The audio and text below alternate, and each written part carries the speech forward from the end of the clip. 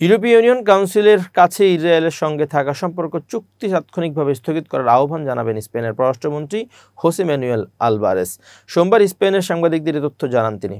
খবরে নিউজ তিনি বলেন, গাজায় মানবাধিকার লঙ্ঘনের প্রতিবাদে সিদ্ধান্ত প্রয়োজন। এছাড়া তিনি জানান, ইউরোপীয় কাউন্সিলকে তিনি অনুরোধ করবেন যে ইসরায়েলে অস্ত্র বিক্রির উপর নিষেধাজ্ঞা আরোপ করা হয়। পাশাপাশি যে বা যারা দ্বিরাষ্ট্র সমাধানকে ক্ষতিগ্রস্ত করছেন তাদের উপর নিষেধাজ্ঞা চাইবেন তিনি। ইরানের পরমাণু স্থাপনায় যুক্তরাষ্ট্রের হামলার পর পরিস্থিতি আরও উত্তপ্ত হয়ে উঠেছে। ইরানের সর্বোচ্চ নেতা আয়াতুল্লাহ খামেনি প্রথমবারের মতো মুখ খুলে বলেছেন, আমরা ইসরায়েলি শত্রুর কঠোর শাস্তি নিশ্চিত করব।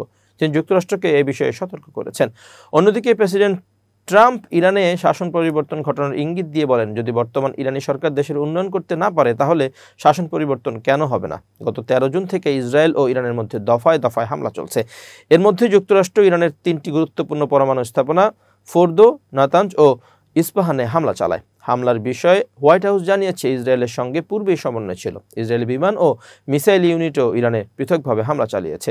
মার্কিন প্রতিরক্ষা কর্মকর্তারা নিশ্চিত করেছেন, ভূগর্ভস্থ পারমাণবিক বাংকার লক্ষ্য করে বাংকার বাস্টার বোমা ব্যবহার করা হয়েছে। ইরান পারমাণবিক কর্মসূচি বন্ধ করবে না বলে জানিয়েছে দেশটির পরমাণু সংস্থা।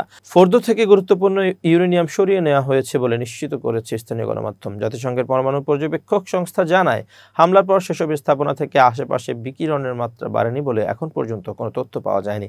এদিকে চীন ও রাশিয়া ক্ষেপণাস্ত্র হামলাকে আন্তর্জাতিক আইনের লঙ্ঘন হিসেবে অভিহিত করেছে ও জাতিসংঘে স্থায়ী শান্তির আহ্বান জানিয়েছে। যুক্তরাজ্য, ফ্রান্স, ভারত, সৌদি আরব সবাই বরাবরের মতো কূটনৈতিক সমাধানের পক্ষে আছে। মেক্সিকো, চিলি, কিউবা ও ভেনেজুয়েলা যুক্তরাষ্ট্রের হামলার বিরোধিতা করে শান্তিপূর্ণ সমাধানে আহ্বান জানিয়েছেন।